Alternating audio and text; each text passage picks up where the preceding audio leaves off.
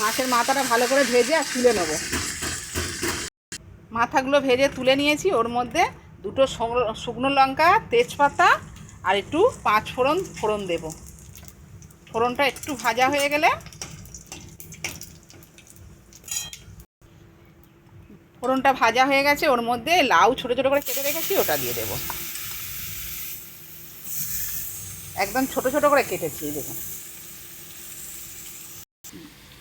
একটু ভেজে নিয়েছি লাউটা, এবার নুন দেবো, অল্প একটু নুন, টমেটো আর কাঁচা লঙ্কা দিয়ে আর একটু নেড়ে নেবো। মশলাটা দিয়ে নেব, জিরে, হলুদ, লঙ্কা গুঁড়ো আর একটু আদা বাটা, এটা দিয়ে মাছের মাথাটা দিয়ে ভালো করে কষাবো। এই যে মাছের মাথা, ভালো করে কষিয়ে নেব। তরকারি ভালো করে ভাজা ভাজা একদম শুকনো শুকনো হয়ে গেছে। ওর মধ্যে একটু চিনি দিয়ে দেবো, অল্প করে একটু চিনি দিয়ে দেবো, দিয়ে আবার ভালো করে নেড়ে লাগিয়ে নেব। বন্ধুরা, হয়ে গেছে, এই দেখুন মাছের মাথা দিয়ে লাউ ঘন্ট, একদম শুকনো শুকনো। এবার লাগিয়ে নেব। এই দেখুন বন্ধুরা, কেমন হয়েছে কমেন্ট করে জানাবেন। আমাদের চ্যানেলটাকে সাবস্ক্রাইব করে দেবেন বন্ধুরা। ধন্যবাদ।